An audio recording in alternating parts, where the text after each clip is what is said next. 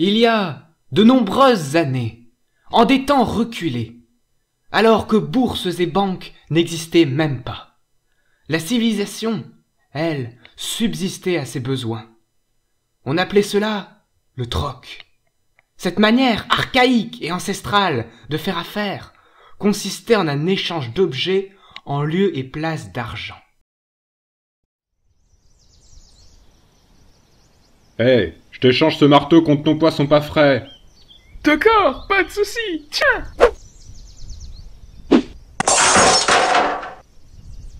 Merci, tiens, ça à toi.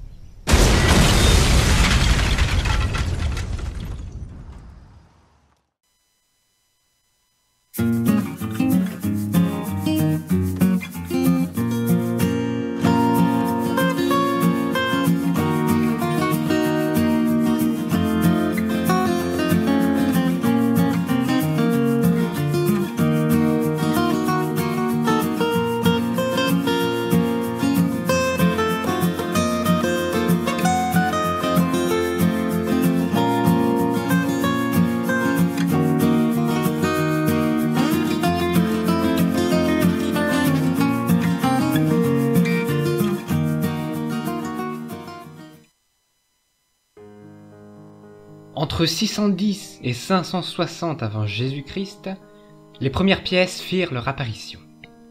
Leur valeur ? 0. Elles étaient frappées sous ordre des rois. Ils gravaient à l'époque le symbole de leur pouvoir ou du royaume sur des matériaux précieux, et les pièces s'échangeaient joyeusement entre les habitants et les royaumes, mais sans aucune volonté de faire affaire. C'est un peu comme les cartes Pokémon de l'Antiquité en fait, mais on ne tarde pas à trouver une utilité particulière à ces pièces. Dès l'instant qu'une institution, comme un royaume, permettait de garantir une certaine valeur, le commerce tel qu'on le connaît pouvait commencer à se développer. C'est comme ça que Athènes exportait ses céramiques et payait le blé qu'elle importait par exemple. Depuis ce temps, le monde est devenu bien plus ouvert aux échanges et le commerce est devenu très mondialisé. L'économie du monde repose sur l'argent, et on peut raisonnablement se demander quels moyens permettent de garantir une valeur à notre argent et de quelle manière il est géré, contrôlé et protégé. C'est ce que nous allons voir dans cette vidéo.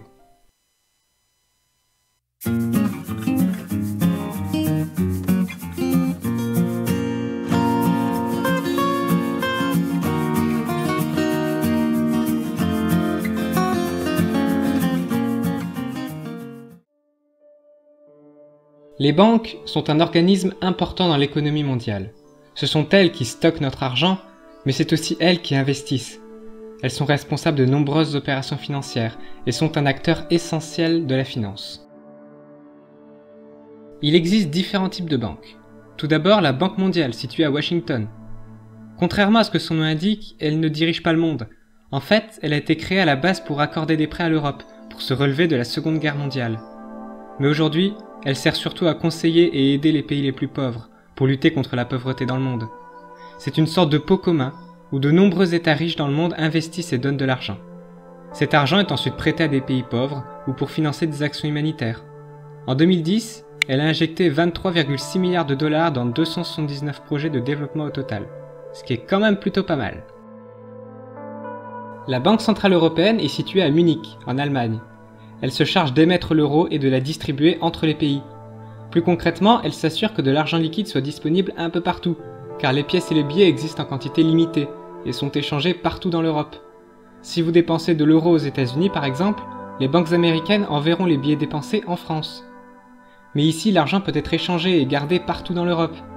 La Banque Centrale Européenne redistribue alors les cartes pour éviter une concentration de liquidités et une pénurie d'argent à certains endroits. Son but est aussi de maintenir les prix les plus stables possibles en Europe, afin d'éviter que demain une baguette de pain ne coûte 400 €.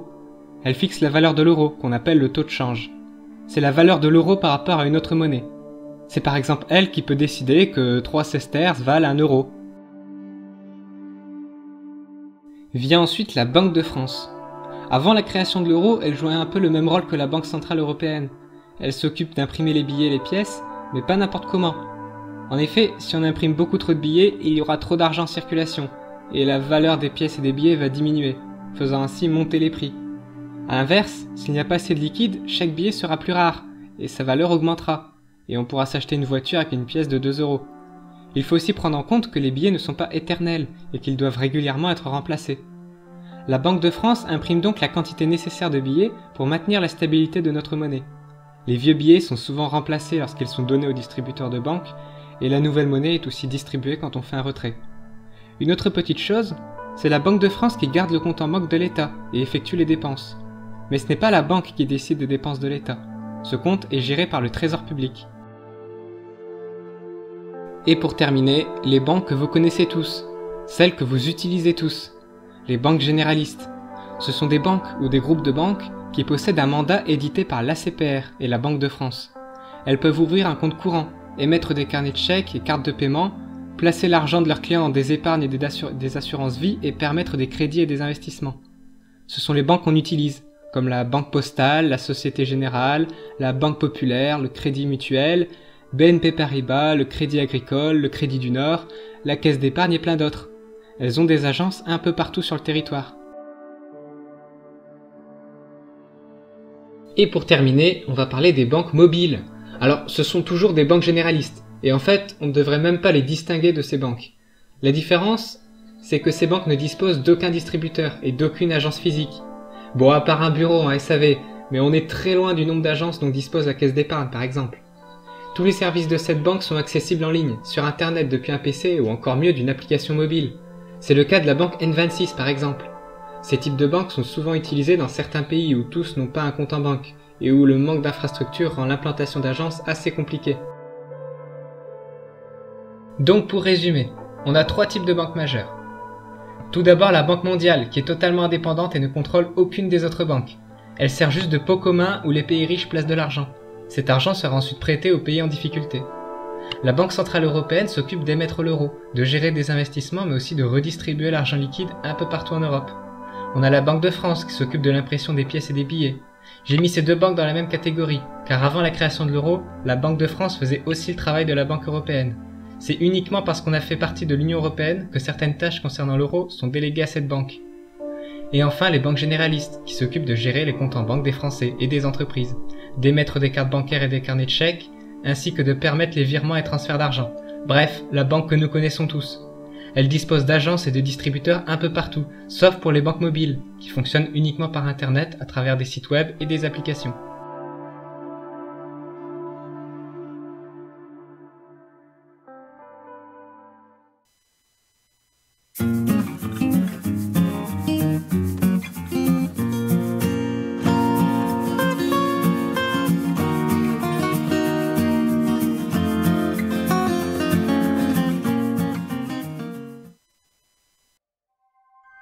Les actions, c'est un peu des morceaux d'entreprise. Lors de la création d'une entreprise, elle ne possède qu'une seule action, qui appartient au créateur de l'entreprise. Après avoir travaillé pour que son entreprise ait une certaine valeur, par exemple, prenons 10 000 €, le propriétaire de l'entreprise peut choisir de couper son titre de propriété, ou plutôt ses actions, en plusieurs petites actions, qui représenteront des fragments de l'entreprise. Par exemple, l'entreprise qui vaut 10 000 € peut choisir de vendre 10 actions à 1 000 €. Les acheteurs de ces actions investissent de l'argent dans l'entreprise, ce qui permet son développement. Néanmoins, les investisseurs seront présents au conseil d'administration, c'est-à-dire qu'ils pourront voter pour choisir quelles seront les prochaines grandes décisions à prendre. Tant que le fondateur de l'entreprise possède suffisamment d'actions pour être majoritaire dans les votes, c'est lui qui décidera de l'avenir de son entreprise. Lorsqu'une entreprise a atteint un stade où son développement est maximum et que sa valeur stagne, il est intéressant de s'intéresser aux dividendes. Les actionnaires pourront décider de découper une partie du profit de l'entreprise par le nombre d'actions pour continuer à gagner de l'argent. Par exemple, si l'entreprise a généré 1 000 € de profit et qu'elle possède 5 actionnaires, le conseil d'administration composé des actionnaires pourront décider de couper ces profits en 5 et de gagner 2 000 € chacun. Bien sûr, une partie de ces profits peut aussi être maintenue en réserve pour les futurs besoins et investissements de l'entreprise.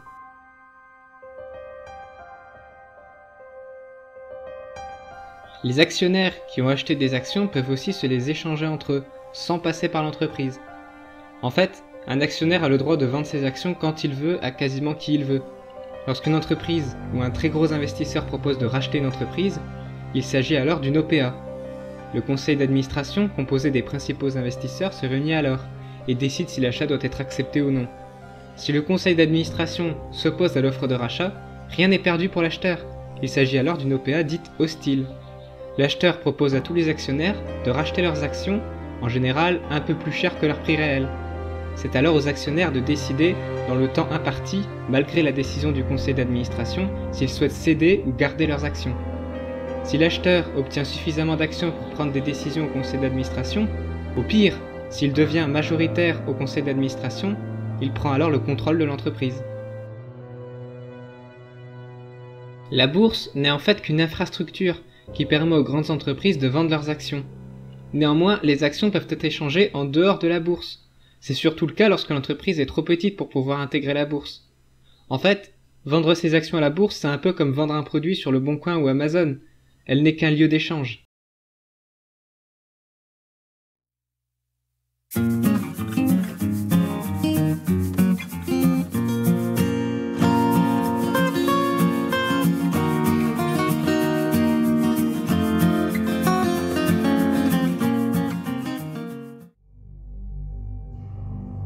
L'or est un métal rare et précieux qui a une grande valeur.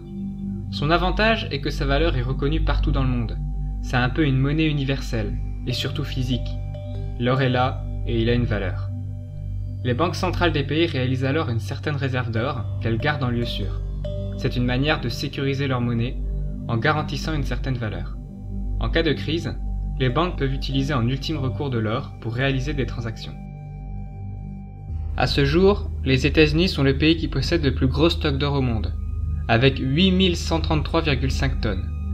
La France en possède, elle, 2435,6 tonnes, à titre de comparaison. Le problème, c'est que cet or n'est pas forcément stocké dans le pays détenteur. La France, le Royaume-Uni et les États-Unis, par exemple, détiennent au total la moitié de l'or de l'Allemagne, qu'ils sont censés conserver en lieu sûr. Et c'est là que tout devient très vite mystérieux.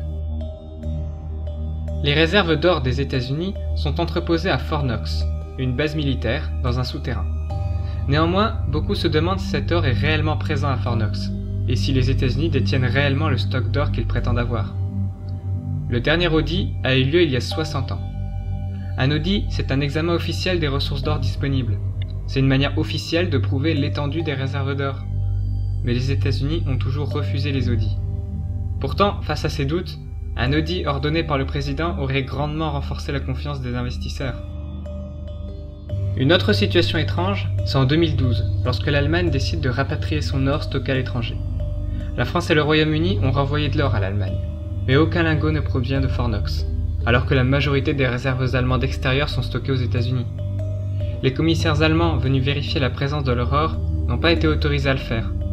Face à la pression des États-Unis, l'Allemagne a finalement abandonné sa demande de rapatriement, prétextant que le transfert aurait été bien trop risqué.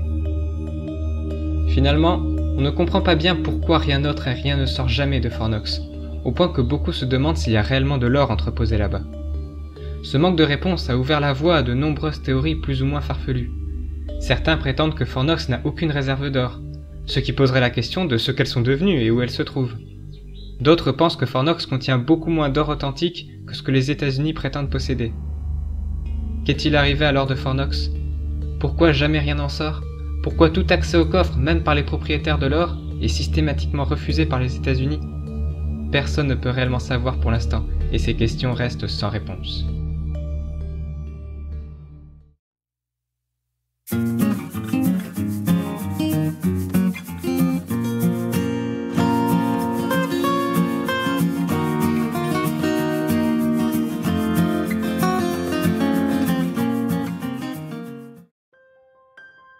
On va maintenant s'intéresser aux pièces.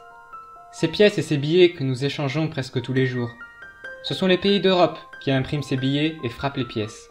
La Banque de France en produit.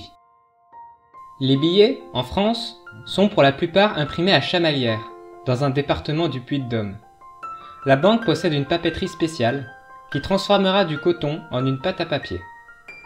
Avant de faire sécher, elle y incorporera un fil directement dans la masse même du papier avant de l'envoyer à la banque.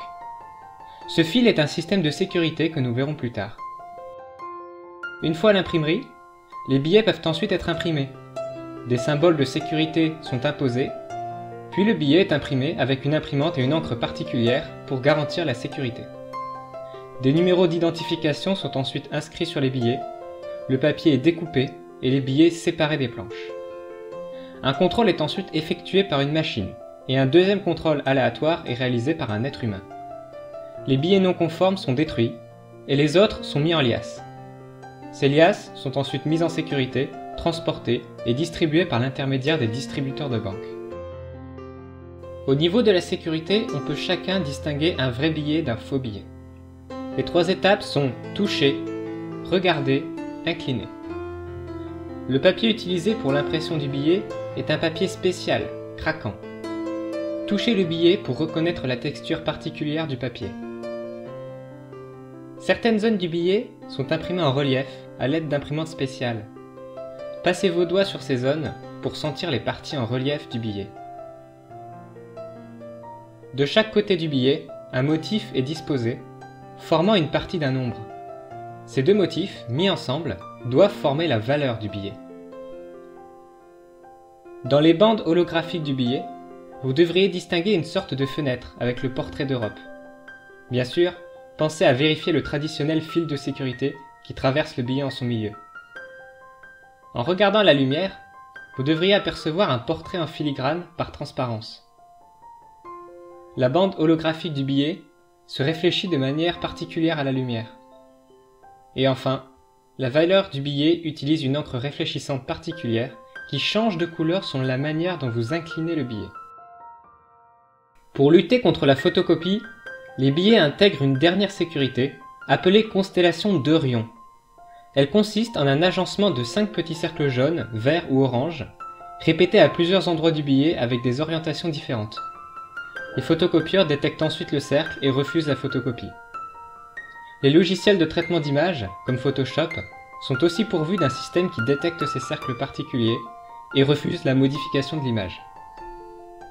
Le billet contient aussi des parties réfléchissantes, qui gênent le scanner pour réaliser la mise au point, ce qui complique également la photocopie des billets.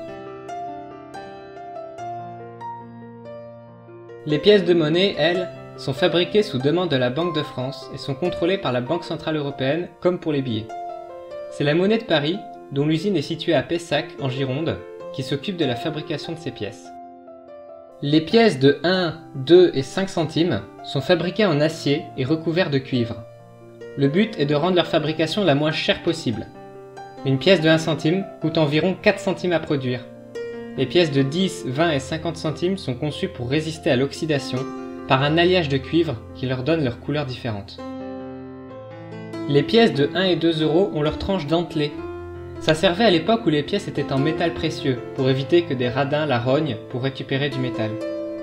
Aujourd'hui, le système a été gardé pour rendre la contrefaçon plus compliquée. Ces pièces sont en réalité composées de 2 parties.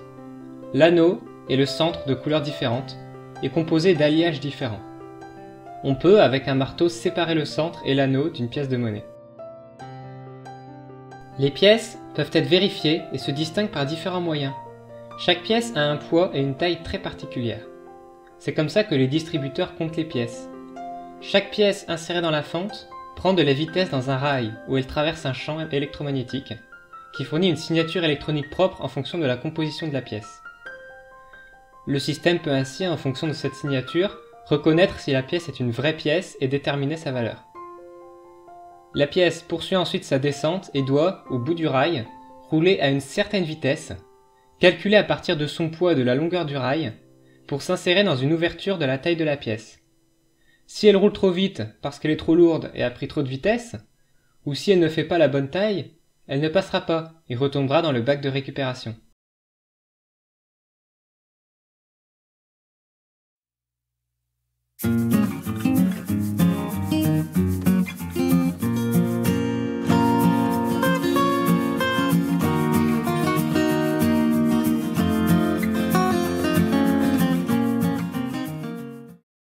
Le chèque fut mis en circulation en France vers 1865.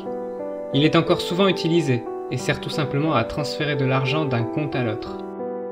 Il existe différents types de chèques. Un chèque de banque est retiré auprès de votre banque et est déjà rempli avec le montant souhaité. La particularité de ce chèque est que lorsque la banque vous le remet, La somme est directement prélevée de votre compte et mise en attente. Ainsi, le vendeur qui reçoit le chèque a la garantie que la somme existe et qu'il sera correctement payé. Pour remplir un chèque classique, c'est assez simple. Il faut indiquer en chiffres la somme que vous souhaitez donner, puis écrire une deuxième fois cette somme en toutes lettres, histoire qu'il n'y ait aucune ambiguïté ou erreur de lecture. On écrit ensuite le nom du bénéficiaire, la personne à qui on donne de l'argent. C'est son nom et son prénom, mais pour une société, ça peut être un peu différent. On indique ensuite le lieu et la date à laquelle le chèque a été rempli. Cette mesure permet une certaine traçabilité du chèque. Et enfin, on signe le chèque. On peut aussi recopier la somme et le nom de la personne à qui on fait le chèque dans le talon du carnet de chèques. C'est vous qui le gardez. Il permet de vous souvenir des chèques que vous avez réalisés et éventuellement de contester un chèque. La personne qui devra encaisser le chèque devra ensuite le remettre à sa banque et remplir quelques formalités administratives. L'avantage du chèque est qu'il n'a de valeur que le montant que vous lui indiquez, et son destinataire y est indiqué. Il est donc en général plus sécurisé qu'un transfert d'argent par liquide. Un chèque est beaucoup plus pratique pour payer de grosses sommes d'argent, et l'argent est automatiquement transféré de votre compte à celui du destinataire, ce qui est quand même assez pratique. Le RIB n'a pas grand chose à voir avec les chèques. Son nom indique relevé d'identité bancaire. Il s'agit de l'adresse, ou plutôt des coordonnées d'un compte en banque. A l'inverse des chèques, c'est le receveur cette fois qui fournit ses coordonnées à l'émetteur, afin que celui-ci puisse y envoyer de l'argent. En fait, donner son RIB à quelqu'un, c'est comme donner son pseudo-Steam à un ami pour qu'il puisse vous envoyer des cadeaux.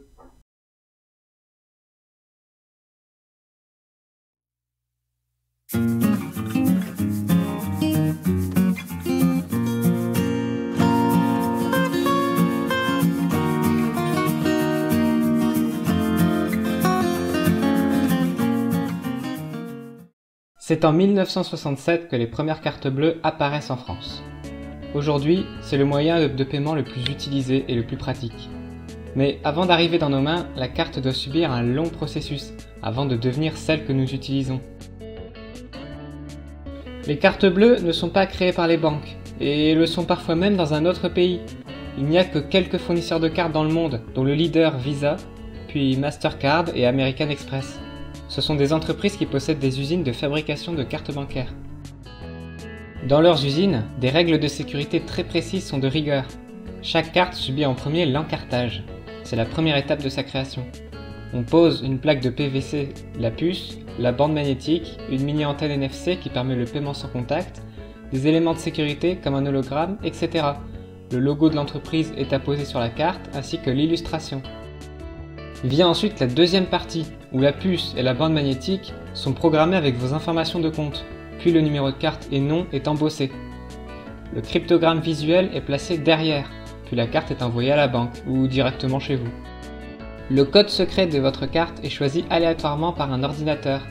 Personne, pas même votre banque, n'en a connaissance. Certaines banques peuvent vous permettre de choisir votre propre code. Le numéro de carte bancaire n'est pas choisi au hasard. Parmi ces 16 chiffres, les 6 premiers chiffres permettent d'identifier l'établissement bancaire dont dépend votre carte. Les 9 chiffres suivants vous permettent d'identifier votre compte au sein de la banque. Et enfin, le dernier chiffre est un chiffre de sécurité qui permet de vérifier l'authenticité de la carte. Cette technique utilise l'algorithme de Lune, utilisé en cryptographie.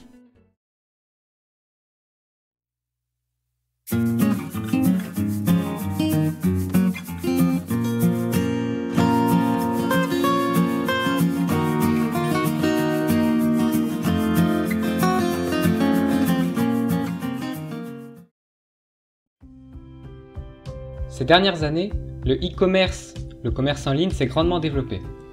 Pas besoin de se déplacer, comparaison instantanée des prix, un plus grand choix, ce nouveau type de commerce ne manque pas d'atouts et prend de plus en plus le pas sur les traditionnels magasins physiques, même s'il y aura toujours des récalcitrants qui préféreront aller acheter eux-mêmes leurs produits, comme par exemple pour les vêtements, où beaucoup préfèrent les essayer sur place.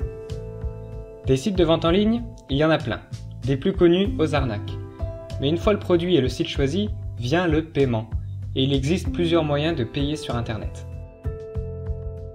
Le premier est le moyen le plus simple et le plus utilisé. Il consiste simplement à entrer votre numéro de carte bancaire sur le site et le tour est joué. L'opération est en général parfaitement sécurisée, car vos données sont chiffrées par votre ordinateur avant d'être communiquées au site internet qui va lui-même sécuriser les données sur son compte. Attention néanmoins de vérifier que cette sécurité est bien présente, en vérifiant que votre navigateur internet affiche un cadenas fermé sur le site que vous visitez. Cela signifie que la liaison entre votre ordinateur et les serveurs du site est sécurisée. Mais beaucoup sont plus ou moins récalcitrants à balancer leur numéro de carte sur internet, et il existe heureusement d'autres alternatives. De plus en plus de banques proposent d'utiliser un numéro de carte virtuel. Le principe est simple, vous vous rendez sur le site de votre banque et vous aurez la possibilité de générer un numéro de carte à la demande d'un montant prédéfini et utilisable une seule fois et sur une certaine durée. Cette solution est assez intéressante, même si le service est, pour la plupart des banques, payant. Une autre technique consiste à payer sans votre carte bancaire, tout simplement, en utilisant un intermédiaire comme PayPal. Vous devrez malgré tout saisir votre numéro de carte sur le site de PayPal pour transférer de l'argent sur votre compte PayPal. Mais vous n'aurez ensuite plus besoin de votre numéro de carte pour payer sur des sites internet qui prennent en charge PayPal. La société s'occupera d'effectuer l'intermédiaire entre votre compte et votre carte bancaire. Faites tout de même attention, pour des achats à l'étranger ou dans certaines conditions, PayPal peut s'octroyer une taxe sur votre paiement.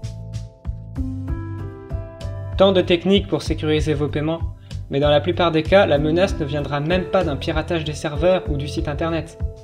Le phishing ou le hameçonnage est une technique de plus en plus répandue.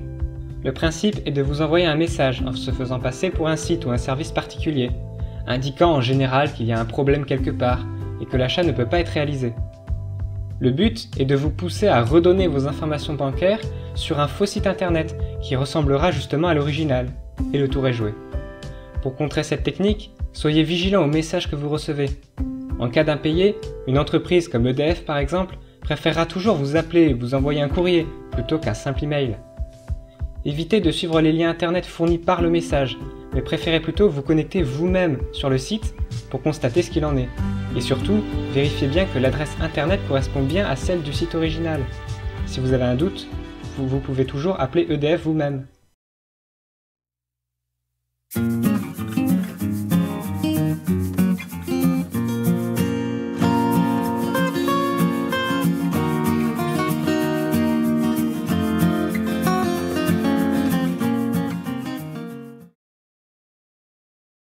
Savez-vous qu'il est aujourd'hui possible de payer directement à l'aide de votre smartphone?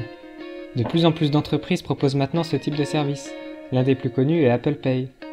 Il suffit tout simplement de configurer votre carte sur le téléphone et vous pourrez facilement payer en sans contact, en approchant simplement le téléphone du terminal de paiement. Le système est encore plus sécurisé qu'avec une carte traditionnelle car vous devrez valider le paiement sur le téléphone, souvent en utilisant votre empreinte digitale par exemple. Bien que certains inconvénients existent et que la plupart d'entre vous gardent encore leur carte bancaire sur eux, le principe est amené à évoluer. Imaginez un monde où vous paierez en quelques secondes en approchant votre téléphone. Un monde où votre carte d'identité ou votre permis de conduire pourra s'afficher directement sur le téléphone. Un système bien plus sécurisé, bien moins falsifiable et surtout bien plus pratique. Fini le portefeuille, seul reste votre téléphone dans votre poche.